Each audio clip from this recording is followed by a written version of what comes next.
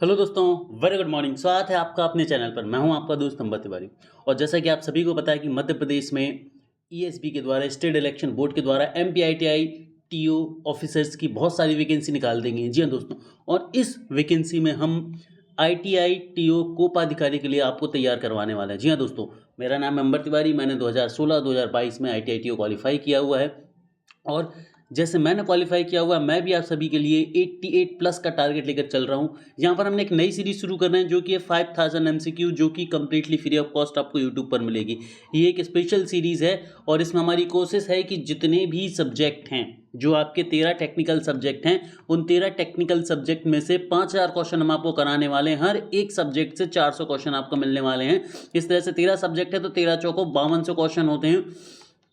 जी हाँ, लेकिन यहाँ पर मैं आपको बता दूं कि आपको पावर पॉइंट की मैं बात करूं, एमएस वर्ड की मैं बात करूं, एमएस एक्सेस की मैं बात करूं, और इस तरह से हम बात करें वर्ड प्रोसेसिंग सॉफ्टवेयर की, तो यहाँ से आपको 300-300 क्वेश्चन मिलेंगे। बाकी सभी से आपको 400-400 क्वेश्चन मिलने वाले। तो इस तरह से आपके 5000 क्वेश्चन जो है वो मैं कंप्लीट कराने वाला हूँ। और यहाँ पर आप 88 प्लस जो है वो टारगेट करेंगे डेफिनेटली। ठीक है, क्योंकि इसमें एक और एक्स्ट्रा क्लास होगी 500 क्वेश्चन की, जिसमें हम आपको बाकी के 25 नंबर के क्वेश्चंस भी जो हैं यहाँ पर करा देंगे। तो इस तरह से पूरे के पूरे 100 नंबर के लिए आपको बहुत स्पेशल क्वेश्चंस कराए जाएंगे। और यहाँ पर आपका जो टारगेट है वो 88 प्लस आपको अचीव करने में मदद करी जाएगी। आप जैसे क्वेश्चन आज देखेंगे आपको पता चल जाएगा कि क्वेश्चन का लेवल क्या है, और आपको शानदार तरीके से मजा आने वाला है। यहाँ पर बता दूं, डिस्क्रिप्शन बॉक्स में हमारे चैनल की एप्लीकेशन की लिंक दी गई है, तो आप उस एप्लीकेशन को डाउनलोड जरूर कर लीजिए। वहां से आप इन पीडीएफ को डाउनलोड कर सकते हैं, क्योंकि ठीक है, तो इन पीडीएफ को डाउनलोड करने के लिए एकमात्र तरीका है कि आपको हमारी एप्लीकेशन डाउनलोड करनी है, और उस एप्लीकेशन के थ्रू आप कर सकते हैं। वहां पर आपको टेस्ट सीरीज भी अवेलेबल है। और यदि आप चाहें कंप्लीट कोर्स, तो कंप्लीट कोर्स, जी हाँ दोस्तों, कंप्लीट कोर्स केवल और केवल 599 में अवेलेबल है, जिसकी प्राइस राखी के बाद 2000 रुपये हो जाने वाली। जी हाँ दोस्तों, ये 21 तारीख से प्राइस जो है वो 2000 रुपये होने वाली, और अभी ऑफर प्राइस केवल और केवल 599 रुपये चल रहा है। तो अभी के अभी सभी लोग जो है वो डाउनलोड जरूर कर लें, और यदि कोर्स को परचेस करना चाहें तो कोर्स को परचेस कर लेते हैं। क्लियर? तो चलिए आगे बढ़ते हैं हमारी कहानी पर। ठीक है, तो यदि हम बात करें, सिलेबस ये रहा आपके लिए, कोपा के लिए 13 टॉपिक हैं। पहला टॉपिक ये रहा, दूसरा टॉपिक ये रहा, तीसरा ये रहा, चौथा ये रहा, पांचवा। इस तरह से आपके 13 टॉपिक हैं। ठीक है, 13 टॉपिक में यहाँ पर हमने सबसे पहले जिस टॉपिक को आप सभी के लिए चुना है वो है नेटवर्क है। क्लियर? जिस टॉपिक को हमने आप सभी के लिए चुना है वो है बेसिकली आपका नेटवर्किंग, कंप्यूटर नेटवर्क। क्लियर? तो यहाँ पर जो टॉपिक नंबर 6 है, install, setup, configure, trouble shoot, secure computer network including internet. तो छठवें टॉपिक को हम कंप्लीट करने वाले हैं। इसके आपको पहले 4 वीडियो मिलेंगे, मतलब जो पहले 4 वीडियो होंगे वो कंप्यूटर नेटवर्क पर डेडिकेटेड होंगे। आज बेसिक ऑफ कंप्यूटर नेटवर्क पर क्वेश्चन है। बाकी जो कंप्यूटर नेटवर्क पर जैसे भी टॉपिक होते हैं उस टॉपिक के हिसाब से आपको क्वेश्चन मिलते जाएंगे। आप जैसे जैसे क्वेश्चन को देखते जाएंगे आपको समझ आता जाएगा कि क्वेश्चन का लेवल जो है वो कितना शानदार है, और आपको खुद लगेगा कि यहाँ से बाहर आपका एक भी क्वेश्चन जो है वो नहीं जाने वाला है। ठीक है, तो बिना टाइम को वेस्ट किए स्टार्ट करते हमारी आज की क्लास को। आज का पहला क्वेश्चन है which of the following is a standard interface for serial data transmission। serial data transmission के लिए जो स्टैंडर्ड है वो क्या है? ASCII है, RS-232C है, 2 है, या फिर सेंट्रोनिक्स है। क्लियर? क्या है भाई साहब? इसका हिंदी में है कि भाई सीरियल डेटा ट्रांसमिशन के लिए जो स्टैंडर्ड इंटरफेस है वो कौन सा है। परेशानी हो रही हिंदी में भी क्वेश्चन। देखो क्या है, कंप्यूटर नेटवर्क के क्वेश्चन जो वो आपको इंग्लिश में ही देखने को मिलने वाले हैं, हिंदी में भी रहेंगे लेकिन इंग्लिश में ही आपको समझ आने वाले हैं, क्योंकि यहाँ पर जो बच्चे हैं वो इंजीनियरिंग से रिलेटेड हैं और दूसरे बैकग्राउंड से, तो डेफिनेटली आपको इंग्लिश में ही क्वेश्चन जो है वो समझ आने वाला है। ठीक है, इसीलिए मैंने उसको इंग्लिश में ही टर्म रखे हैं ताकि आप लोग ईजिली इसे समझ पाएँ। तो आपकी समझदारी बेहतर हो इसके लिए हमने इसको इंग्लिश में रखा है। तो देखो यहाँ पर इसका जो करेक्ट आंसर है वो होगा ऑप्शन नंबर बी। यहाँ पर जो करेक्ट आंसर है दोस्तों इसका वो ऑप्शन नंबर बी, RS-232C। अब ये समझ लीजिए सीरियल डेटा ट्रांसमिशन क्या होता है। देखो, सीरियल और पैरेलल दो तरह के डेटा ट्रांसमिशन चलते हैं। एक सीरियल डेटा ट्रांसमिशन चलता है और एक पैरेलल डेटा ट्रांसमिशन चलता है। यदि हम कंप्यूटर नेटवर्किंग की भाषा में बात करें, सीरियल डेटा ट्रांसमिशन की मैं यदि यहाँ पर बात करूँ तो सीरियल डेटा ट्रांसमिशन में क्या होता है कि पहले आपने एक डेटा को भेजा, उसके बाद दूसरे डेटा को भेजेंगे, फिर तीसरे डेटा को भेजेंगे एंड सो ऑन, मतलब एक के पीछे एक क्रम में जाएगा। ठीक है, और जो नई टेक्नोलॉजी इसमें पैरेलल डेटा होता है, इसमें मल्टीपल बसेज होती हैं। यहाँ पर एक ही डेटा बस होगी और इस एक डेटा बस में एक एक करके डेटा को भेजा जाएगा। लेकिन पैरेलल डेटा ट्रांसमिशन में मल्टीपल डेटा बसेस होती हैं ना, हमने सुना है ना, पहले सिस्टम 32 बिट सिस्टम होते थे, फिर अब के समय 64 बिट सिस्टम चलने लगे। तो इसमें क्या होने लगा, 32 बिट सिस्टम में एक साथ 32 बिट ट्रांसफर करी जा सकती थी, 64 बिट सिस्टम में एक साथ 64 बिटें जो है वो ट्रांसफर करी जा सकती है। ठीक है, तो यही पैरेलल डेटा सिस्टम कहलाता है। चलिए नेक्स्ट क्वेश्चन की तरफ हम चलते हैं।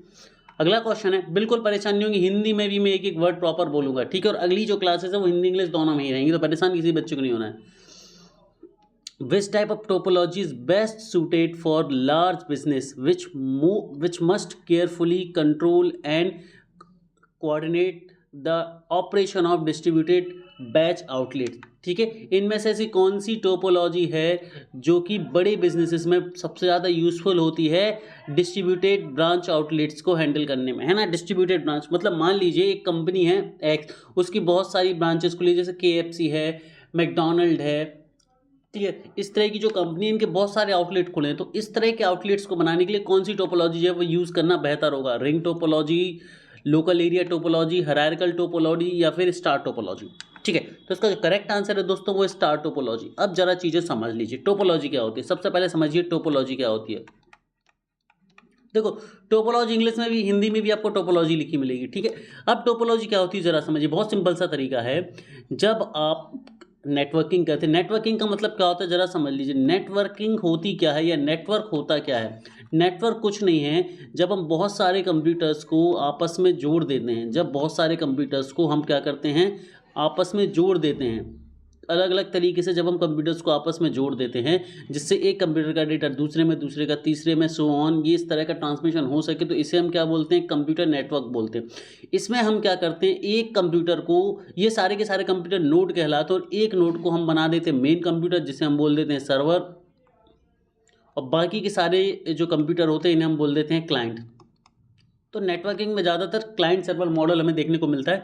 सर्वर वो कंप्यूटर होता है जो मेन कंप्यूटर होता है, मेन रोल प्ले करता है, और क्लाइंट वो कंप्यूटर होते हैं जो टेम्परेरी रोल प्ले करते हैं, जो ये सर्वर से डेटा को रिक्वेस्ट करते हैं और ये सर्वर के द्वारा प्रोवाइड करे गए डेटा पर काम करते हैं। क्लियर, तो क्लाइंट सर्वर आर्किटेक्चर होता है। अब क्या होता है, जब नेटवर्क के अंदर कंप्यूटर को जोड़ा जाता है तो उसके जोड़ने का जो तरीका होता है वो टोपोलॉजी कहलाता है ना। तो यहाँ पर क्या होगा, अपन इसको लिखेंगे कि भाई किसी भी कंप्यूटर नेटवर्क में जिस तरह से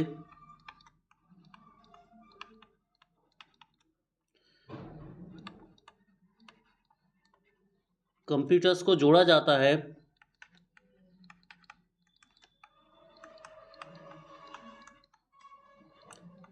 उसे टोपोलॉजी कहते हैं। उसे क्या कहते हैं, हम टोपोलॉजी कहते हैं। ये चीज़ आप सही बच्चों को समझ आ गई। अब टोपोलॉजी कई तरह की होती है, और बड़े एंटरप्राइजेस में हमेशा किस तरह की टोपोलॉजी को किया जाता है, स्टार टोपोलॉजी का यूज़ किया जाता है। स्टार टोपोलॉजी के कुछ फीचर समझ लीजिए, स्टार टोपोलॉजी के कुछ फीचर समझ लीजिए। पहला फीचर क्या है, ये है रोबस्ट। रोबस्ट का मतलब क्या होता है, रोबस्ट का मतलब क्या होता है, देखो स्टार टोपोलॉजी में क्या होता है, एक हब होता है, एक डिवाइस होती है, नेटवर्किंग डिवाइस है हब, ठीक है, एक हब होता है, ठीक है। तो जब एक हब होता है तो हब से कंप्यूटर्स को ऐड किया जाता है, जैसे नोड 1 है आपका, ठीक है, नोड 2 है आपका, नोड 3 है आपका, नोड 4 है आपका, इंसोन, इस तरह से डिवाइसेस को जो है वो ऐड किया जाता है। अब इसमें सबसे बड़ा रोबस्ट क्या होता है, रोबस्ट सिस्टम का मतलब ये होता है कि यदि इसका एक पार्ट या एक नोड खराब हो जाएगा तो बाकी के सारे नोड जो हैं वो प्रॉपरली चलते रहेंगे, इसे रोबस्ट सिस्टम कहते हैं, ठीक है। लेकिन वही मान लीजिए यदि इसका अपोजिट हो जाए कि यदि कोई भी एक सिस्टम खराब हो रहा है, कोई भी एक नोड खराब हो रहा है और उसकी वजह से आपका पूरी टोपोलॉजी, पूरा नेटवर्क फेल हो जाता है, तो हम बोलेंगे कि सिस्टम रोबस्ट नहीं है भाई आपका। आप क्या बोलेंगे कि जो आपका सिस्टम है सर वो रोबस्ट नहीं है, आपका सिस्टम जो है सर वो रोबस्ट नहीं है, तो इसे हम बोलेंगे रोबस्टनेस। तो जब भी हम नेटवर्किंग करते हैं, जब भी हम जो भी सिस्टम बनाते हैं, तो उसकी सबसे बड़ी क्वालिटी यही होनी चाहिए कि उसमें रोबस्टनेस होनी चाहिए। क्या होनी चाहिए उसमें रोबस्टनेस होनी चाहिए। क्लियर है बच्चों, रोबस्टनेस जो है वो एक सबसे बड़ा फीचर है किसी भी कंप्यूटर प्रोग्रामिंग के लिए, किसी भी कंप्यूटर नेटवर्क के लिए, किसी भी कंप्यूटर सिस्टम के लिए, ठीक है। तो जो स्टार टोपोलॉजी है ये रोबस्ट है। इसके बाद होता है भाई इजी टू इंस्टॉल है, ईजी टू इंस्टॉल है, मतलब इसे लगाना आसान है। क्यों ऐसा लगाना आसान? क्योंकि भाई आपको बस एक हब चाहिए और हब के साथ आपको कनेक्ट कर देने आपके नोड्स। जब भी मैं नोड्स बोलूँ तो आपको समझ जाना है कंप्यूटर की बात कर रहा हूँ मैं, ठीक है।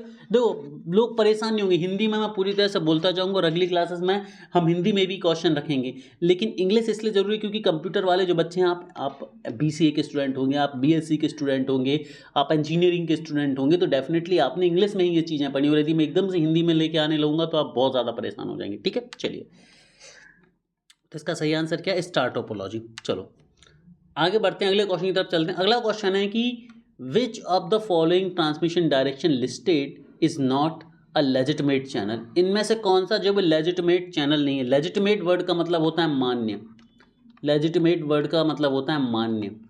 तो सीधी बात यह है कि ये जो चार ऑप्शन दिए गए हैं इसमें से कौन सा मान्य नहीं है कंप्यूटर की भाषा में, कंप्यूटर नेटवर्किंग के क्षेत्र में इनमें से कौन सा मान्य नहीं है? Simplex, half duplex, full duplex, double duplex. तो देखो इसमें से डबल डुप्लेक्स जो है वो मान्य नहीं है, सिंप्लेक्स होता है, हाफ डुप्लेक्स होते हैं, फुल डुप्लेक्स होते हैं। सर ये क्या होते हैं समझ लो। देखो जब आप एक नेटवर्क बनाते हैं तो नेटवर्क में आपके कई सारे कंप्यूटर होते हैं। तो मान लीजिए दो कंप्यूटर हैं, कंप्यूटर 1 और कंप्यूटर 2, दो कंप्यूटर हैं। जब हम नेटवर्क में कम्युनिकेशन करते हैं, नेटवर्क कम्युनिकेशन जब हम करते हैं, नेटवर्क कम्युनिकेशन करते हैं, तो नेटवर्क कम्युनिकेशन क्या होता है समझो। जब भी दुनिया में जैसे कंप्यूटर बनाए हैं हमने, तो जब भी एक कंप्यूटर दूसरे कंप्यूटर को अपना डेटा भेज रहा है या दूसरा कंप्यूटर पहले कंप्यूटर को अपना डेटा भेज रहा है, तो इसे हम नेटवर्क कम्युनिकेशन बोलते हैं। जैसे आप इंटरनेट चला रहे हैं तो आपने वेबसाइट पर टाइप किया www.youtube.com, तो आपने क्या किया, आप जिस सिस्टम पर बैठे हो वो क्लाइंट सिस्टम है, आपने जैसे ही एंटर प्रेस किया तो ये सर्वर पर जाएगा, ठीक है। सर्वर से यूट्यूब का पेज निकल के आपके सिस्टम पर आ जाएगा, ठीक है। तो आपने यहाँ से रिक्वेस्ट भेजी और रिक्वेस्ट के बदले आपको रिजल्ट मिल गया सर्वर से, तो ये कहलाता है कम्युनिकेशन। आपने यूट्यूब से कोई वीडियो डाउनलोड किया, कोई सॉन्ग डाउनलोड किया, कोई पीडीएफ डाउनलोड करी, ये कहलाता है कम्युनिकेशन। तो कंप्यूटर के बीच कम्युनिकेशन का मतलब ये नहीं होता कि बात करना, कम्युनिकेशन का मतलब होता है दो कंप्यूटर के बीच डेटा का जो आदान प्रदान हो रहा है, या आप इंटरनेट चला रहे हैं, आप जो भी कंप्यूटर पे काम कर रहे हैं जिसमें एक कंप्यूटर से दूसरे कंप्यूटर को कनेक्ट किया गया और दोनों के बीच कुछ ना कुछ ट्रांसमिशन हुआ, इसे हम बोलते हैं कंप्यूटर नेटवर्क या नेटवर्क कम्युनिकेशन। अब नेटवर्क कम्युनिकेशन कई तरह का होता है। तो मान लीजिए एग्जांपल समझिए C1 से C2। अब क्या हो रहा है, C1 हमेशा सेंडर है और C2 हमेशा रिसीवर है। यदि ये प्रक्रिया की मतलब C1 हमेशा सिर्फ और सिर्फ डेटा को भेजेगा और C2 हमेशा सिर्फ और सिर्फ डेटा को रिसीव करेगा, तो इसे बोला जाएगा सिंप्लेक्स मेथड ऑफ कम्युनिकेशन। इसे क्या बोला जाता है? सिंप्लेक्स। मतलब जो सेंडर है वो जीवन भर सेंडर ही रहेगा, जो रिसीवर है वो जीवन भर रिसीवर ही रहेगा। मतलब सेंडर कभी डेटा को रिसीव नहीं करेगा और रिसीवर कभी डेटा को सेंड नहीं करेगा, ठीक है। जैसे कि हम बात करें रेडियो पर आप बैठते हैं, तो कभी ऐसा हो सकता है कि आप रेडियो में सिर्फ आप सुन पाते हैं क्या? अभी कभी ऐसा होता है कि आप रेडियो में से बोल दें और जो उस तरफ है वो व्यक्ति सुन ले, नहीं होता ना। तो वो सिंप्लेक्स का एग्जांपल है, मतलब हमेशा ट्रांसमिशन एक ही तरह से होगा। जैसे टीवी देख रहे हैं आप, तो ऐसा तो होता नहीं कि टीवी में आप सामने से भाई मान लीजिए इंटरव्यू चल रहा है तो टीवी के अंदर किसी ने कुछ बोला, घर पे बैठे बाहर से बोलते नहीं नहीं ऐसा ऐसा बोलो, तो क्या होता है? नहीं होता ना। तो इसे हम बोलेंगे सिंप्लेक्स कम्युनिकेशन। क्या बोलेंगे हम? सिंप्लेक्स। मतलब एक ही तरफ से डेटा दूसरी तरफ जाएगा, तो सिंप्लेक्स होता है। हाफ डुप्लेक्स में क्या होता है? हाफ डुप्लेक्स में ये होता है कि C1 भी डेटा सेंड कर सकता है और C2 भी डेटा सेंड कर सकता है।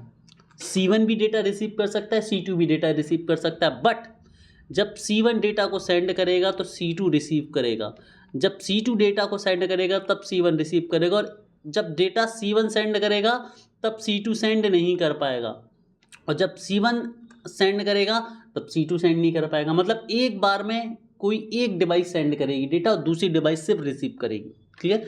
तो जो हाफ डुप्लेक्स में क्या होता है, दोनों सेंडर हो सकते हैं लेकिन एट अ टाइम कोई एक ही होगा, एक बार में कोई एक ही कर पाएगा, ठीक है। तो हाफ डुप्लेक्स। फुल डुप्लेक्स में क्या होगा?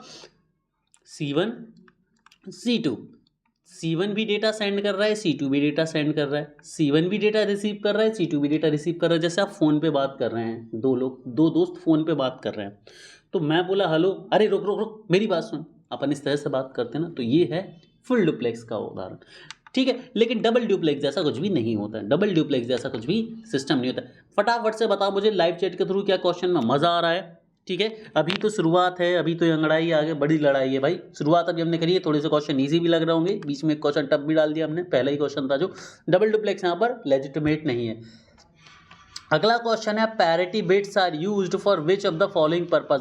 पैरिटी बिट्स नेटवर्किंग का एक बहुत बड़ा कॉन्सेप्ट है। पैरिटी बिट्स क्या होती हैं, किस चीज़ के लिए यूज़ होती हैं? Encryption of data, to transmit faster, detect error और टू आइडेंटिफाई द यूज़र। क्या होता है भाई, पैरिटी बिट का यूज़ क्यों किया जाता है, बताओ ज़रा मुझे। पैरिटी बिट का यूज़ क्यों किया जाता है तो समझो। पहली चीज़ तो पैरिटी बिट कुछ नहीं होती है, ये होती है एक एक्स्ट्रा बिट। यदि हम समझने बैठेंगे तो पूरी क्लास लग जाएगी। एक्स्ट्रा बिट, बिट क्या होती है हम सभी को बताएं। कंप्यूटर में जो डेटा होता है वो 0 1 के फॉर्म में ट्रांसफ़र होता है। 0 और 1 में से हर एक चीज़ को हम क्या बोलते हैं, बिट। 4 बिट को हम बोलते हैं निब्बल, 8 बिट को हम क्या बोलते हैं, बाइट। ठीक है, 8 बिट को हम क्या बोलते हैं, बाइट। 1024 बिट को हम क्या बोलते हैं, किलोबाइट।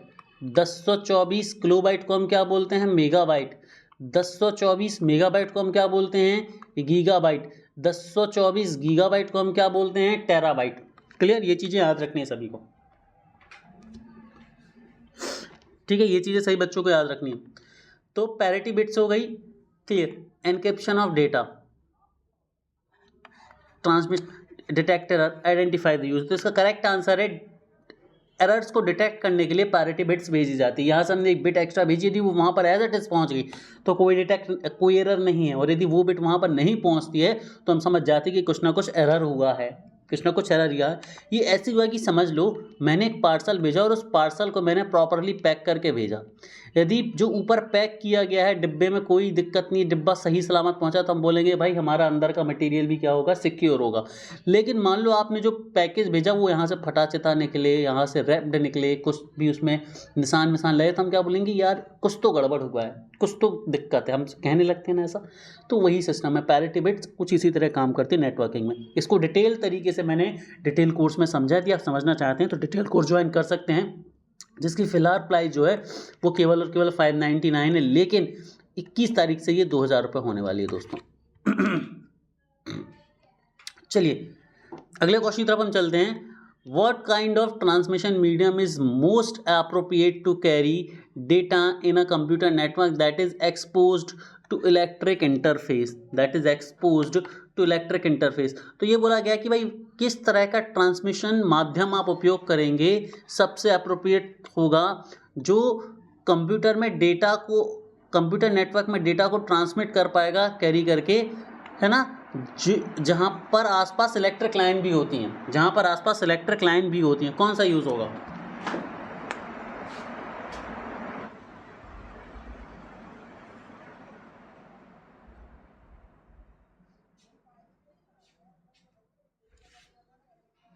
ठीक है, मतलब कहने का तात्पर्य ये है कि भाई कंप्यूटर नेटवर्क में आप डेटा को भेज रहे हैं, ठीक है, लेकिन जिस लाइन से आप डेटा भेज रहे हैं उसके आसपास इलेक्ट्रिक लाइन भी है, तो इस स्थिति में कौन सी जो तरीका है डेटा को भेजने का वो सबसे सही है?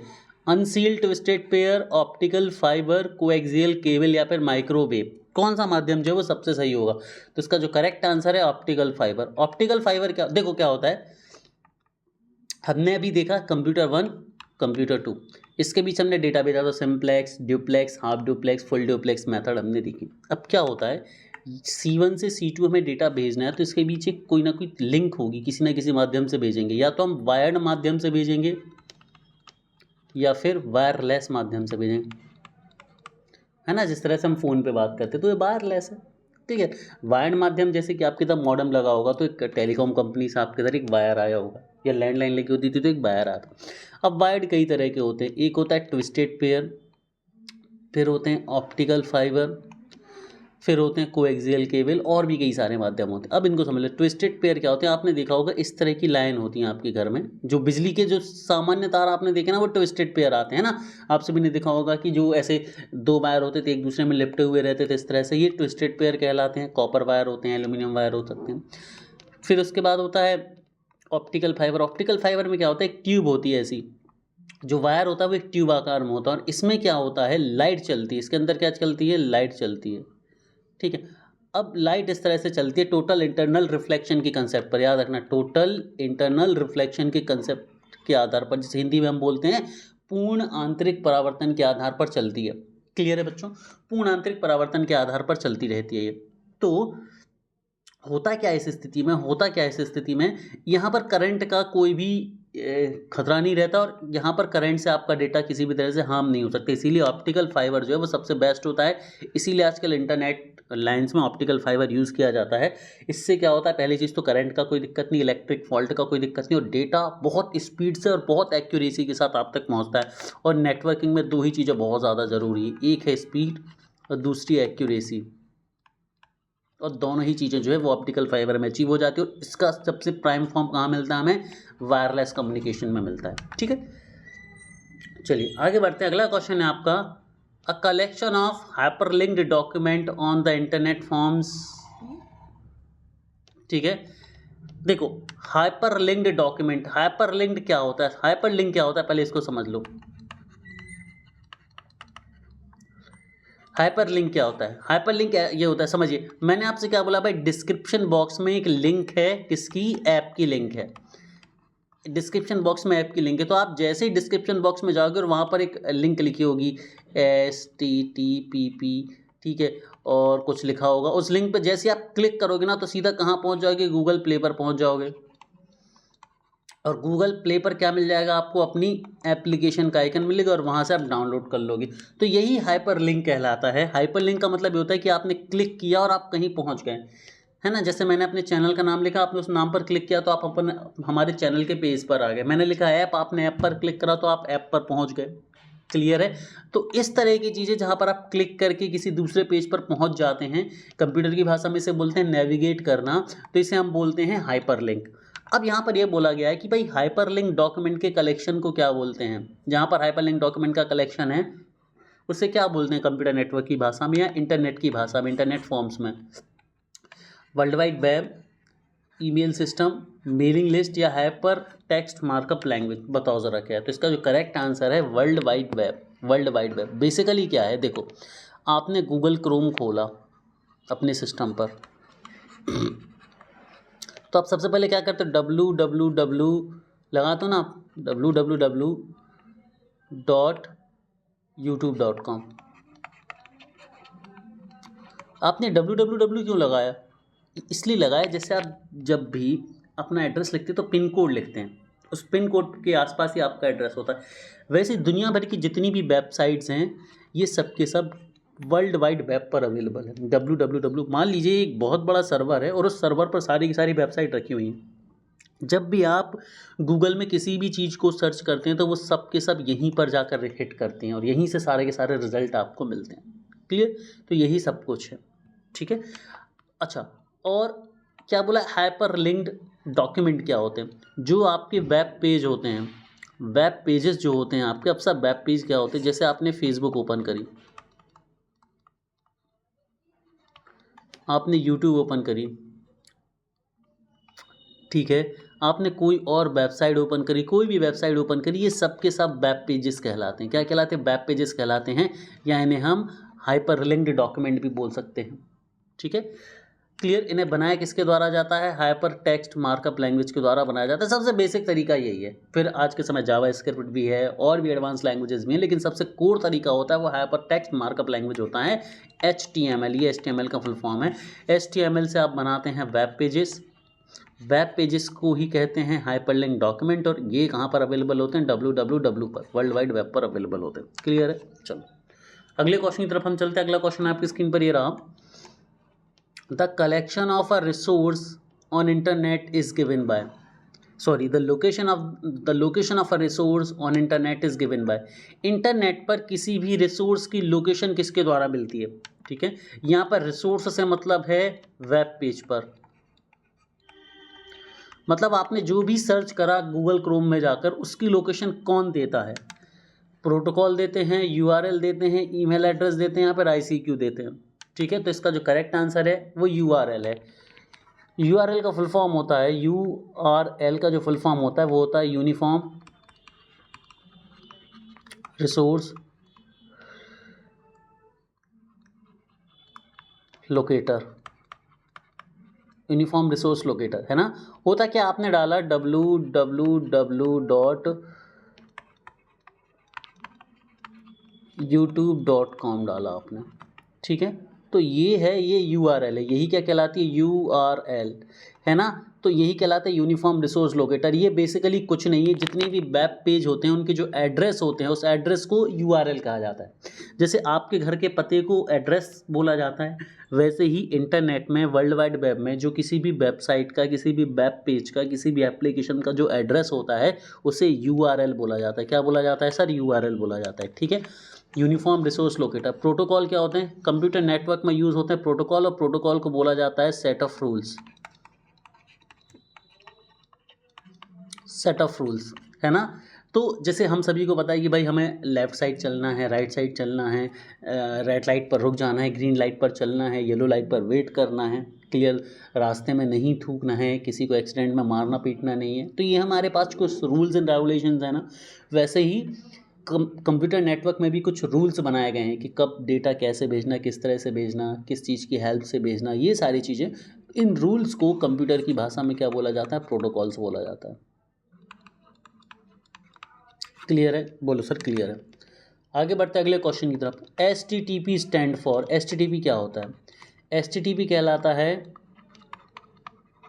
हाइपर टेक्स्ट ट्रांसफ़र प्रोटोकॉल, ठीक है। कहाँ पर, hypertext transfer protocol, option c इसका बिल्कुल सही है। हाइपर टेक्स्ट ट्रांसफ़र प्रोटोकॉल नाम से क्लियर है, ये क्या है, एक प्रोटोकॉल है, ठीक है। प्रोटोकॉल किस चीज़ के लिए है, सिक्योरिटी के लिए। सिक्योरिटी किसकी, जब भी आप क्लाइंट सिस्टम से सर्वर पर जाएंगे, किसी भी डेटा को रिक्वेस्ट करेंगे, तो आपने देखा होगा जब भी आप कोई वेबसाइट डालते हैं तो उस पर HTTP या फिर HTTPS लिखा आता है। सामान्य वेबसाइट पर आपको HTTP लिखा मिलेगा, लेकिन जब आप कोई फाइनेंशियल बैंकिंग से संबंधित वेबसाइट खोलेंगे तो उस पर आपको HTTPS लिखा मिलेगा। S का मतलब होता है सिक्योर, ठीक है। तो ये HTTP तो सामान्य है, HTTPS बहुत ज़्यादा हाईली सिक्योर है, हाईली सिक्योर लाइन है, हाईली सिक्योर प्रोटोकॉल है, बहुत ज़्यादा सिक्योरिटी प्रोवाइड करती है, इसीलिए बैंकिंग सिस्टम इसे यूज़ करते हैं, और न सामान्य जो वेब पेजेस होते हैं वो HTTP में ही अपना काम चला लेते हैं, ठीक है। तो hypertext transfer protocol c. अगला क्वेश्चन है, a proxy server is used as a computer. Proxy server को एक कंप्यूटर के तौर पर कब यूज़ किया जाता है, एक्सटर्नल एक्सेस के लिए, एक्ट एज अ बैकअप, जब उसे बैकअप के तौर पर यूज़ करना हो, performing file handling, file handling perform करवाना हो, एक्सेस यूज़र परमिशन या फिर यूज़र परमिशन के साथ एक्सेस करवाना हो। किस फॉर्म में प्रॉक्सी सर्वर का यूज़ किया जाता है, तो विद एक्सटर्नल एक्सेस, ठीक है। होता क्या है, मान लीजिए आपने नेटवर्किंग बनाई, नेटवर्किंग करी, अब नेटवर्किंग में आपके क्लाइंट्स हैं, क्लाइंट 1 2 क्लाइंट 3 क्लाइंट 4 इस तरह का, तो ये आपका नेटवर्क है। लेकिन आपको बाहर, नेटवर्क के बाहर कुछ एक्सेस कराना हो तो फिर आप प्रॉक्सी सर्वर का यूज़ करेंगे, ठीक है। प्रॉक्सी सर्वर का आप क्या करेंगे, यूज़ करेंगे, सिंपल। अगला क्वेश्चन है, विच one of the following would breach the integrity of the system. System की इंटेग्रिटी को इनमें से कौन खंड कर सकता है ना, सिस्टम की अखंडता को कौन तोड़ सकता है, ठीक है। इंटेग्रिटी, इंटेग्रिटी को कौन तोड़ सकता है, looking the room to prevent theft, full access right for all user, fitting the system with an anti theft device, protecting the device against wilful और एक्सीडेंटल डैमेज। इनमें से कौन सा तरीका है जो आपके लिए हार्मफुल हो सकता है, इनमें से कौन, ब्रीच का मतलब होता है तोड़ना, इनमें से कौन है जो सिस्टम की इंटेग्रिटी को या सिस्टम की सिक्योरिटी को तोड़ने का काम करेगा। तो भाई बहुत सिंपल है, full access rights for all the user. मैंने सभी को बोल दिया कि भाई जैसे आपका कंप्यूटर, ध्यान से समझना, आप कंप्यूटर भूल जाओ, आपका फ़ोन है, looking the room to prevent theft, theft का मतलब होता है धोखेबाजी, दगाबाजी, किसी भी तरह का आक्रमण, ठीक है। तो यदि आप प्रिवेंट करके चल रहे हैं तो क्या नुकसान की चांसेस है, नहीं है भाई। आप अपने फ़ोन को अच्छे से रख रहे हैं तो क्या नुकसान के चांसेस है, नहीं है, कम है, क्योंकि आप उसको अच्छे से रखते हैं। तीसरा पॉइंट है, fitting the system with an anti theft device. आपने एक एंटी थेफ्ट डिवाइस सिस्टम में डाल ली है, मान लीजिए आपने एक एंटीवायरस डाल दिया है, ऑथेंटिक एंटीवायरस। तो एंटीवायरस तो हम भाई वायरसेस को रोकने के लिए डालते हैं ना, हमने कवर चढ़ाया, तो हमने कवर क्यों चढ़ाया, क्योंकि डैमेज नहीं हो। तो ये पहला पॉइंट भी डैमेज को रोक सकता है, तीसरा पॉइंट भी डैमेज को रोक सकता है। चौथा point, protecting the device against the wilful और एक्सीडेंटल डैमेज। आप एक्सीडेंटल डैमेज को या विलफुल, विलफुल मतलब जो इच्छा रख के डैमेज हो, कि भाई मैंने बोला कि यार मुझे इसकी टांगें तोड़नी है, तो ये विलफुल डैमेज है, ठीक है, क्लियर। तो विलफुल डैमेज या एक्सीडेंटल डैमेज, दोनों से आप प्रोटेक्शन करना चाह रहे हो तो इसमें भी कुछ बुरा तो हो ही नहीं सकते, क्योंकि आप अच्छा ही सोच रहे हैं। अब एक एग्जांपल लो, full access right to all the user, आपने अपना मोबाइल रख दिया कि भाई जो आए जैसा यूज़ करते जाओ, तो भाई आपके मोबाइल के ख़राब होने के चांसेस बहुत ज़्यादा है। क्यों? क्योंकि हर कोई आके आपके फ़ोन को बजा रहा है, ठीक है। तो इस तरह से जो है पॉइंट बी इसका सही आंसर होगा। यही सेम सिस्टम है नेटवर्क के साथ भी, यदि आप हर किसी को एक्सेस कर देंगे तो डेफिनेटली चीज़ें मुश्किल हो जाएंगी। अगला क्वेश्चन है, which software prevent the external access to the system, इनमें से कौन सा सॉफ्टवेयर है जो एक्सटर्नल एक्सेस को प्रिवेंट करता है, रोकता है, मतलब बाहरी जो आक्रमण है, बाहरी जो लोग हैं जो आपके सिस्टम को छू रहे हैं, बाहर से कुछ भी डाउनलोड होने से, कोई भी फाइल को आने से, इनमें से कौन सी चीज़ रोकती है? Firewall, gateway, router, virus cracker, virus checker sorry. तो इसका सही आंसर ऑप्शन ए होगा, फायरवॉल। देखो फायरवॉल क्या होता है बेसिकली, वॉल का मतलब होता है दीवार। मान लो ये आपका नेटवर्क है, तो नेटवर्क के चारों तरफ एक इमेजनरी आपने बाउंड्री खड़ी कर दी, ठीक है। अब जो भी चीज़ आएगी उसको परमिशन लेनी पड़ेगी, तभी वो इस बाउंड्री के अंदर आ पाएगी। तो फायरवॉल एक बाउंड्री की तरह काम करती है, और एक्सटर्नल कुछ भी आता है तो उसको प्रॉपर चेक करती है, उसकी परमिशन मिलने के बाद ही उसे अंदर आने देती। तो ये होता है फायरवॉल, ठीक है। गेटवे और रूटर क्या होते हैं? ये कंप्यूटर नेटवर्क डिवाइस होते हैं। ये क्या है? कंप्यूटर नेटवर्क डिवाइस हैं। इनको हम डिटेल में पढ़ेंगे और इनके ऊपर एमसीक्यू सेशन बिल्कुल अलग है, ठीक है। जो 400 क्वेश्चन है, जो 400 क्वेश्चन है उसमें से 100 क्वेश्चन की पूरी सीरीज़ जो है वो आपकी एक नेटवर्क पर है, जो कि आपके तीसरे पार्ट में आपको मिलेगी, नेटवर्क की डिवाइसेस पर है, सॉरी, ठीक है। इसमें क्या होगा, आपको जितनी भी लेयर्स हैं, प्रोटोकॉल्स हैं और कंप्यूटर नेटवर्क डिवाइस हैं, उन सब पर एक 100 क्वेश्चन का पूरा वीडियो मिलेगा वहाँ पर, ठीक है। क्लियर है? 400 क्वेश्चन में से 100 क्वेश्चन जो वो डेडिकेटेड हैं कंप्यूटर नेटवर्क डिवाइस पर, कंप्यूटर नेटवर्क प्रोटोकॉल्स पर, और आपकी सारी की सारी 7 लेयर्स पर। चलो आगे बढ़ते हैं। अगला क्वेश्चन है कि विच one of the following is a valid email address, इनमें से कौन सा एक वैलिड ईमेल एड्रेस है, मान्य ईमेल एड्रेस कौन सा है, ठीक है, मान्य। java@point.com, gmail.com, tpoint@.com, java.point@books, इनमें से कौन सा एक वैलिड ईमेल है? तो भाई ये इसके लिए आपको अवेयर रहना पड़ेगा, पहला आंसर इसका बिल्कुल सही है, ठीक। चलिए आगे बढ़ते हैं। अगला क्वेश्चन है, which of the following best describe uploading information, यदि आप अपलोडिंग इन्फॉर्मेशन, ये जो शब्द है, इनमें से कौन सी चीज़ जो है वो सबसे अच्छे तरीके से दर्शाती है? पहला, sorting data on a disk drive, disk drive पर आप डेटा को सॉर्ट कर रहे हैं। सॉर्ट करने का मतलब होता है, समझ लो सॉर्टिंग क्या होती है। जैसे डेटा लिखा 1 5 7 9 3 2 8, इस तरह से डेटा लिखा है। अब ये किसी भी रैंडम ऑर्डर में लिखा है। अब इसे हम 1 से लेके 9 तक अरेंजिंग ऑर्डर में, बढ़ते क्रम में, या 9 से लेके 1 तक घटते क्रम में जमा दे, तो इसे हम सॉर्टिंग बोलते हैं। मतलब बढ़ते क्रम में या घटते क्रम में जमा देना सॉर्टिंग कहलाता है। जैसे नाम है बहुत सारे, तो उन्हें ए से लेके जेड के क्रम में जमा दो, या जेड से लेके ए के क्रम में जमा दो, तो इसे सॉर्टिंग कहा जाता है, ठीक है। क्लियर है? तो यहाँ पर बात करेंगे अपलोडिंग इन्फॉर्मेशन को कौन डिस्क्राइब करता है। Sorting data on disk drive, sending information to a host computer, host computer को डेटा भेजना, receiving information from a host computer, host computer से इन्फॉर्मेशन प्राप्त करना, sorting data on a hard drive, hard drive पर data को sort करना। किस चीज़ को अपलोडिंग इन्फॉर्मेशन दर्शाएगा? तो भाई sending information to the host computer, uploading. देखो एक होता है अपलोड, बहुत सिंपल है, एक होता है डाउनलोड, ठीक है। होस्ट हमेशा सर्वर होता है, होस्ट हमेशा कौन होता है? सर्वर, और आप होते हो क्लाइंट। तो क्लाइंट ने यदि कुछ डाउनलोड किया, मतलब सर्वर से कुछ निकाला तो वो डाउनलोडिंग है, और सर्वर पे कुछ चढ़ाया तो वो अपलोडिंग है। जैसे आपने फ़ोटो अपलोड करी फेसबुक प्रोफाइल पर, आपने वीडियो अपलोड करा यूट्यूब पर, आपने अपनी रील्स अपलोड करी इंस्टाग्राम पर, तो ये अपलोडिंग है। ये क्या कहलाती है? अपलोडिंग। तो होस्ट कंप्यूटर को डेटा आपने भेजा, होस्ट कंप्यूटर मतलब सर्वर को, जब भी आपने डेटा, जब भी आपने अपने पास से डेटा कुछ भी इंटरनेट पर चढ़ाया, इंटरनेट पर अपलोड करा, तो वो कहलाता है होस्ट को अपलोड करना, ठीक है। तो सेंड किया आपने, ये मतलब है। अगला क्वेश्चन है कि विच one of the following is the most common internet protocol, सबसे कॉमन इंटरनेट प्रोटोकॉल कौन सी है? HTML है, NetBEUI है, TCP/IP है, या फिर IPX SPX है? ठीक है, तो इसका करेक्ट आंसर क्या है? तो इंटरनेट प्रोटोकॉल TCP/IP, ये इंटरनेट मॉडल भी और ये प्रोटोकॉल भी है। इसका फुल फॉर्म होता है transmission control protocol internet protocol. ठीक है, T से ट्रांसमिशन, C से कंट्रोल, P से प्रोटोकॉल, I से इंटरनेट, P से प्रोटोकॉल। तो transmission control protocol internet protocol. माफी चाहूँगा।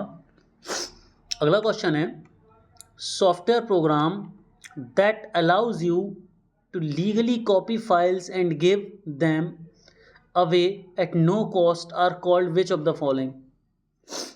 यहाँ पर क्या बोला जा रहा है कि ऐसे सॉफ्टवेयर प्रोग्राम कौन से हैं जो आपको न्यायिक तौर पर अपनी कॉपी करने की इजाज़त देते हैं बिना किसी पैसे के। मतलब क्या होता है, आप किसी भी, ऐसा नहीं है कि आप भाई कोई भी सॉफ्टवेयर उठाओ और उसकी दूसरी सॉफ्टवेयर कॉपी बना लो, ऐसा नहीं होता है। ठीक है, तो जो सॉफ्टवेयर आपको ऐसा करने देते हैं आप उन्हें क्या बोलेंगे? प्रोवेयर, टाइम शेयर, शेयरवेयर या फिर पब्लिक डोमेन। ठीक है, तो इसका सही आंसर है पब्लिक डोमेन। जो पब्लिक डोमेन में सॉफ्टवेयर होते हैं वो पब्लिक डोमेन में इसलिए रखे गए हैं क्योंकि वो पब्लिक के लिए फ्रीली अवेलेबल है। यदि आपको प्रोग्रामिंग आती है तो आप उसे फ्रीली डाउनलोड करिए, उसमें एडिशन करिए, अपडेशन करिए और बढ़िया धूम धड़ाके से अपने तरीके से बना लीजिए। इसे ओपन सोर्स भी कहा जाता है, इसे ओपन सोर्स भी कहते हैं। ठीक है, तो जो पब्लिक डोमेन में होते हैं वो ओपन सोर्स ही कहलाते हैं। मतलब जो ओपन सोर्स नेचर के सॉफ्टवेयर होते हैं वही पब्लिक डोमेन में आ सकते हैं। आगे बढ़ते हैं। FTP का फुल फॉर्म क्या होता है भाई? बहुत ही टफ क्वेश्चन है। File transfer protocol. FTP क्या है? एक प्रोटोकॉल है, याद रखना। कहाँ यूज़ होती, कैसे यूज़ होती है, प्रोटोकॉल पर अलग एक सेशन है आपका। ठीक है, डिटेल में पढ़ना है तो 599 में कोर्स अवेलेबल है भाई साहब, बाई कर लो जाकर अभी के अभी। चलो अगला क्वेश्चन है, at what speed does tally computed refer. ठीक है, टैली जो कंप्यूटेशन होता है, जो आप मान लीजिए क्या होगा, एक कंप्यूटर 1 है, एक कंप्यूटर 2 है। कंप्यूटर इसे अपना डेटा भेज रहा है, ये इसे अपना डेटा भेज रहा है, तो ये टैली कम्युनिकेशन कहलाता है, नेटवर्क कम्युनिकेशन कहलाता है। ठीक है, नेटवर्क कम्युनिकेशन में टर्म यूज़ होती है टैली कम्यूटेड। ठीक है, मतलब कि जिस स्पीड से ये कम्युनिकेशन हो रहा है उसे हम बोलेंगे टैली कम्युनिकेट। तो किस स्पीड में होता है? इंटरफेस स्पीड में होता है, साइबर पर सेकंड होते हैं, साइकिल पर सेकंड होते हैं, बर्ड रेट होता है या फिर मेगाबाइट होता है। इसका जो करेक्ट आंसर है वो होता है बर्ड रेट। क्या होता है बर्ड रेट? मतलब एक कंप्यूटर से दूसरे कंप्यूटर में जो डेटा भेजा या रिसीव किया जाता है तो इसकी स्पीड किस में मापी जाती है? इसकी स्पीड मापी जाती है बर्ड रेट में। याद रखना है, बहुत इंपॉर्टेंट क्वेश्चन है, छपा मिलेगा ये क्वेश्चन, आपको छपा मिलेगा। ठीक है, अगले क्वेश्चन की तरफ हम चलते हैं कि विच one of the following is not a network topology. अब एक चीज़ समझ लो बेटा बड़े ध्यान से, बहुत अच्छे तरीके से, आप लोगों को मज़ा आ जाएगा। यदि आप लोगों ने मेरी बात अच्छे तरीके से समझ ली तो बहुत शानदार मज़ा आने वाला आप लोग। तो क्या है, मैं सही बच्चों से बोलना चाहूँगा कि यहाँ पर जो हमारा टारगेट है इस क्लासेस को लाने का वो ये है कि भाई आपके मैक्सिमम स्कोर आप यहाँ से कर लें। ठीक है, तो इसीलिए यदि आपने पूरी सीरीज़ देख ली, ठीक है, जिसमें आपको मैं लगभग हर एक टॉपिक से 4 वीडियो देने वाला हूँ। ठीक है, यहाँ पर हर एक टॉपिक से 4 वीडियो होने वाले हैं। 13 टॉपिक हैं आपके, हर एक टॉपिक से 4 वीडियो होने वाले, 4 वीडियोज़ पर टॉपिक। ठीक है, तो 13 × 4 आपको 52 वीडियो तो ये मिलने वाले हैं पूरे के पूरे। ठीक है, 52 वीडियो। अब 52 वीडियो में से क्या होगा भाई, आपको जो वर्ड प्रोसेसिंग सॉफ्टवेयर है उनमें से 3-3 वीडियो मिलने वाले, तो आपकी इस तरह से 48 वीडियो हो जाएंगे। अब 48 वीडियो के बाद आपको आपका जो 25 नंबर होते हैं उसमें आपका बेसिक कंप्यूटर, आपकी रीजनिंग प्लस मैथ्स, क्लियर है, आपकी साइंस, इन तीनों के लिए मैं आपको 500 प्लस क्वेश्चन का 2 वीडियो और प्रोवाइड कराऊंगा 2.5 घंटे के। क्लियर, तो इस तरह से आपके 50 वीडियोज़ होंगे और इन 50 वीडियो में आपकी जो ताबड़तोड़ तैयारी वो है अगली शुरुआत कंप्लीट करा दी जाएगी। तो ये 50 वीडियो आपने देख ली ना तो मज़ा आने वाला है definitely. Which one of the following is not a computer topology. इनमें से कौन सी कंप्यूटर टोपोलॉजी नहीं है भाई? स्टार है, रिंग है, बस है, पीयर टू पीयर है ना। तो बेसिकली पीयर टू पीयर बहुत रेयरली यूज़ होती है, इसलिए पीयर टू पीयर को एक कम्युनिकेशन का माध्यम माना जाता है, इसे टोपोलॉजी में प्रॉपर नहीं रखा जाता। तो 3 जो हैं, चौथा नहीं है, पीयर टू पीयर इसका करेक्ट आंसर है। आगे बढ़ते हैं। The maximum length of an IPv4 datagram is, देखो दो तरह की प्रोटोकॉल चलती हैं, एक होती है IPv4 और एक होती है IPv6। IPv4 में स्पेस कम इसलिए ख़त्म हो चुकी है और करंट सिनारियो में धीरे धीरे काम IPv6 पर चालू होने वाला है। फिलहाल हम IPv4 की बात करें तो इसका होता है 32, ठीक है, 32 बाइट होती है इसमें। कितनी होती है? 32 बाइट होती है भाई साहब, सॉरी बाइट की बात करी गई है, ठीक है। तो इसमें होंगी कितनी? 65,535 बाइट, सॉरी, ठीक है। बेसिकली ये बिट फॉर्म में होना चाहिए था, पूरे डेटाग्राम की बात हो रही है यहाँ पर, ठीक है। बिट साइज पूछे तो भाई ये बताना है। आगे बढ़ते हैं। Which of the following statement could be valid with respect to the ICMP internet control message protocol. यहाँ पर ये बोला जा रहा है कि भाई इंटरनेट कंट्रोल मैसेज प्रोटोकॉल जो है इसके संबंध में ये 4 स्टेटमेंट दिए, इनमें से कौन सा सही है, समझो। पहला, it report all errors which occurs during transmission. Transmission के दौरान जितने भी एरर आते हैं उन सभी को ये रिपोर्ट करता है। दूसरा है, a redirect message is used when a router notice that a package seems to have been routed wrongly। ये रीडायरेक्ट कर देता है एक मैसेज को जब ये देखता है कि किसी रूटर को ने किसी पैकेज को गलत तरीके से, गलत रास्ते में रूट कर दिया है, ठीक, गलत तरीके से गलत रास्ते में क्या कर दिया है? रूट कर दिया है। तीसरा है, it informs routers when an incorrect path has been taken. जब कोई भी गलत पाथ रूटर के द्वारा या रूटर के द्वारा भेजे गए डेटाग्राम के द्वारा ले लिया जाता है तो उसको ये इन्फॉर्म करता है। या फिर the destination unreachable type message is used when a router can not locate the destination. और जब डेस्टिनेशन रूटर को जब कोई रास्ता नहीं मिल पाता है डेटा को भेजने के लिए तो डेस्टिनेशन अनरीचेबल का ये मैसेज देने में हेल्प करता है। तो कौन सी चीज़ है जो सही ICMP के संबंध में? तो इसका जो करेक्ट आंसर होगा वो होगा ऑप्शन नंबर बी। ये रीडायरेक्ट कर देता है मैसेज को, is used when a router notice that the package seems to have been wrongly routed. Wrongly मतलब ये जाना था C1 से C3 के पास लेकिन इसे C2 के पास भेज दिया गया। जैसे ही रूटर इस चीज़ को डिटेक्ट करेगा तो ICMP जो होगा, ICMP internet control message protocol क्या करेगा? एक मैसेज कर देगा रीडायरेक्ट, ठीक है।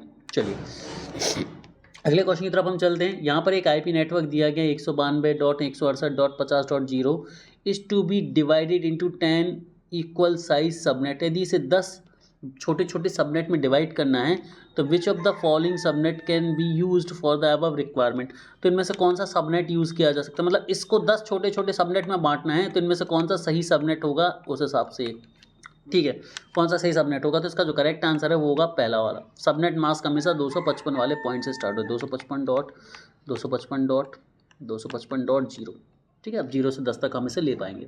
क्लियर है? बोलो सर क्लियर है। अगला क्वेश्चन है, when the mail server send mail to other mail server it becomes. जब मेल सर्वर दूसरे मेल सर्वर को मैसेज भेजता है तब उसे हम क्या बोलेंगे? मेल भेजता है तब उसे क्या बोलेंगे हम? SMTP क्लाइंट बोलेंगे, SMTP सर्वर बोलेंगे, पीयर बोलेंगे, मास्टर बोलेंगे, क्या बोलेंगे? तो इसे हम बोलेंगे SMTP क्लाइंट। देखो जो मेल करेगा उसे हमेशा क्लाइंट बोलते हैं, बट सर्वर तो हमेशा क्या करता है भाई? रिक्वेस्ट पर रिस्पॉन्स करता है। लेकिन कभी ऐसा हो जाए कि सर्वर को ही कोई मेल करना है तो उस समय जो भी मेल करता है वो क्लाइंट कहलाता है। SMTP क्या होता है? SMTP का फुल फॉर्म समझ लो। SMTP फुल फॉर्म होता है सिंपल मेल ट्रांसफर प्रोटोकॉल। जब भी आप मेल करते हो तो उस समय ये प्रोटोकॉल यूज़ हो रही होती। हर एक काम के लिए कंप्यूटर नेटवर्क में एक प्रोटोकॉल डिसाइडेड है, तो मेलिंग के लिए ये प्रोटोकॉल सबसे ज़्यादा यूज़ होती है, ठीक है। तो SMTP सर्वर बन जाएगा, सॉरी जो सर्वर होगा वो SMTP क्लाइंट के तौर पर काम करेगा। अगले क्वेश्चन की तरफ चलते हैं। The length of IPv6 address 32 bit, 64 bit, 128 bit या फिर 256 बिट क्या होगी? बताओ ज़रा। बिट में है, माफ़ी चाहूँगा। तो ये कितनी हो जाएगी? 126 बिट। अब इसे बाइट में पूछ ले तो याद रखना है, हम पता है 1 byte is equal to 8 bit. अब 128 बिट को 8 से डिवाइड करो तो भाई 8 1 जा 8, बचेंगे कितने? 4, 8 6 जा तो 16 बाइट, ठीक है। तो अब याद रखना है IPv6 जो है वो 16 बाइट या फिर 128 बिट होती है। IPv4 किस किस को पता है कमेंट सेक्शन में बताओ फटाफट से।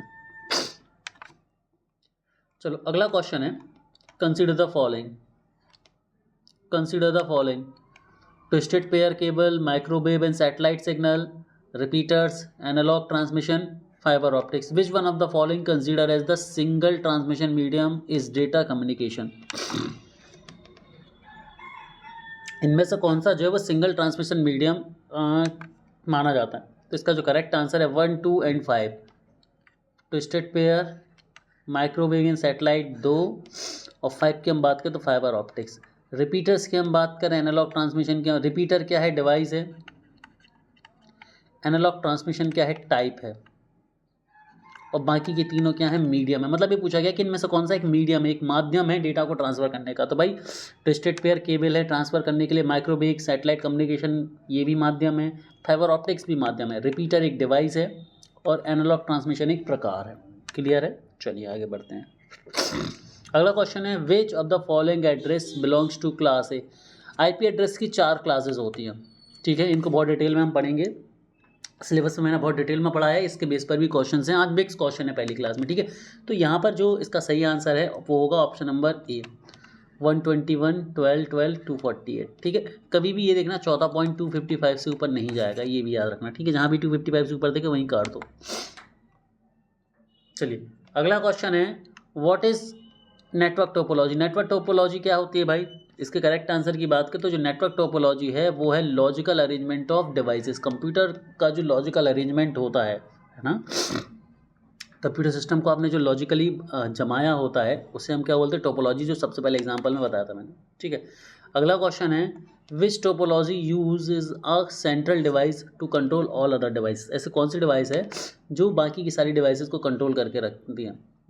किस टोपोलॉजी में एक सेंट्रल डिवाइस होती है जो बाकी की सारी डिवाइसेस को कंट्रोल करके रखती है। तो बस टोपोलॉजी, स्टार, रिंग, मैश। देखो बस टोपोलॉजी में क्या होता है, एक लाइन होती है और उस लाइन पे सारे के सारे सिस्टम कनेक्ट होते हैं, तो इसमें कोई सेंट्रल डिवाइस नहीं है। स्टार टोपोलॉजी में क्या होता है, एक हब होता है और फिर सारे सिस्टम होते हैं।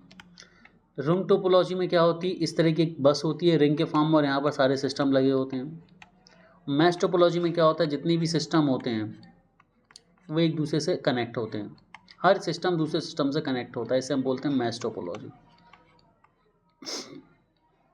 ठीक है। इसे हम क्या बोलते हैं, मैश टोपोलॉजी बोलते हैं। तो अब यहाँ पर हम बात करें यदि, तो स्टार टोपोलॉजी में हम देख पा रहे हैं कि एक हब है, यदि हब है, हब सबको कंट्रोल कर रहा है, हब निपट गया तो सब कुछ निपट जाएंगे।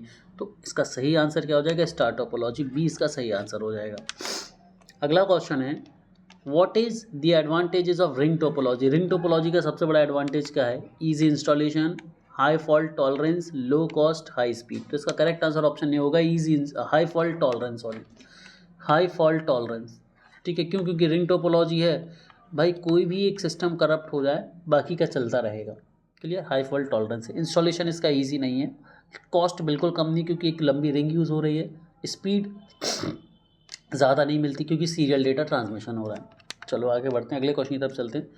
विच topology connects each device to every other device. ऐसी कौन सी टोपोलॉजी है जिसमें एक डिवाइस हमेशा दूसरी डिवाइस से कनेक्ट होती है, और इसका करेक्ट आंसर है मैश टोपोलॉजी। मैश टोपोलॉजी में क्या होता है, जैसे मैं 5 डिवाइस ले लूँ, 2, 3, 4, 5, तो इसमें क्या होगा, इसमें कनेक्शन ऐसा होगा, इसे इससे भी जोड़ा जाएगा, इससे भी जोड़ा जाएगा, इससे भी जोड़ा जाएगा, इससे भी जोड़ा जाएगा। सिमिलरली इसे भी, ऊपर तो जुड़ा है, यहाँ भी जुड़ेगा, यहाँ भी जुड़ेगा, यहाँ भी जुड़ेगा। सिमिलरली इसकी बात करें तो ये ऊपर और इन दोनों से जुड़ गई है, अब इसे यहाँ जोड़ना है और यहाँ जोड़ना है। सिमिलरली इसकी बात करूँ तो ये इससे जुड़ गई है, इधर जुड़ गई है, इधर जुड़ गई है, इसे सिर्फ इससे जोड़ना है, ठीक है। इसकी बात करें तो ये 1, 2, 3, 4, 5 से जुड़ गई है, ठीक है। समझ पा रहे हैं आप सभी लोग। तो ये कुछ इस तरह से चलती, तो मैश टोपोलॉजी है, करेक्ट आंसर डी होगा, मैश टोपोलॉजी। आगे बढ़ते हैं, what is the disadvantages of a बस टोपोलॉजी। बस टोपोलॉजी की डिसएडवांटेज क्या है भाई। बस टोपोलॉजी की डिसएडवांटेज ये है भाई कि सिंगल पॉइंट फेलियर है। क्यों, क्योंकि बस टोपोलॉजी में एक लाइन है और यहाँ पर सिस्टम जुड़े हुए हैं। अब मान लो बस ख़राब हो गई तो पूरे के पूरे सिस्टम ठप पड़ जाएंगे, मतलब एक सिंगल लाइन पे सब काम चल रहा है, ये वही समझ लो कि आपको कहीं जाना है और एक ही रोड है, यदि एक ही रोड और वही रोड खराब हो गई तो आपको कहीं नहीं पहुंच पाओगे ना। मैश टोपोलॉजी में हमने देखा था कि एक नोड हर तरफ से कनेक्ट है, तो यदि एक रोड खराब है, मान लो आप जहाँ रहते हो वो 4 जगह से कनेक्ट है, तो कोई एक रास्ता खराब है तो बाकी के 3 रास्ते से आप जा सकते हो, लेकिन यहाँ तो रास्ता ही एक है सारी डिवाइस के लिए, तो आप कैसे जाओगे? क्लियर? तो सिंगल पॉइंट फेलियर, सी इसका सही आंसर होगा। Which topology uses a backbone cable to connect devices? कौन सी है जो एक बैकबोन केबल यूज़ करती है सारी की सारी डिवाइसेज को कनेक्ट करने के लिए? तो भाई बस टोपोलॉजी, जो मैंने आपको बताया। इसीलिए एक ही बैकबोन खराब हुई तो सब कुछ निपट जाएगा। ठीक है, चलिए।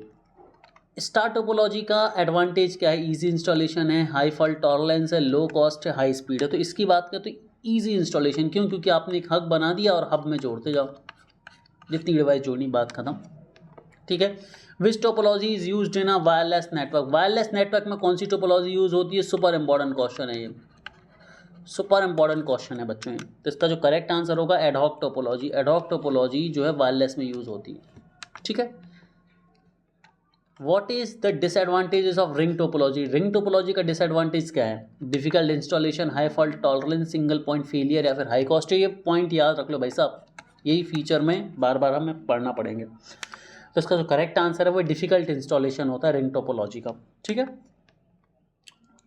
विच topology is a combination of 2 or more topologies? ऐसी कौन सी टोपोलॉजी है जिसमें 2 या 2 से ज़्यादा टोपोलॉजीज यूज़ होती है? वो है हाइब्रिड टोपोलॉजी। हाइब्रिड टोपोलॉजी में 2 अलग अलग तरह की टोपोलॉजी यूज़ करी जा सकती है। ठीक है, यही कहलाती है हाइब्रिड टोपोलॉजी। तो यहाँ पर दोस्तों हमारी क्लास 1 खत्म होती है। मैं उम्मीद करता हूँ कि आपको ये सेशन पसंद आया होगा, क्वेश्चन का लेवल पसंद आया होगा। कमेंट सेक्शन में प्लीज़ मुझे बताएं कि आपको ये क्लास कैसे लगी, और जिन्होंने चैनल को सब्सक्राइब नहीं किया चैनल को सब्सक्राइब कर लीजिए। एप्लीकेशन की लिंक दी हुई डाउनलोड कर लीजिए, वहाँ से आपको PDF अवेलेबल करा दी जाएंगी। तो दोस्तों पढ़ते रहिए, आगे बढ़ते रहिए। Have a great day everyone. Bye bye बच्चों।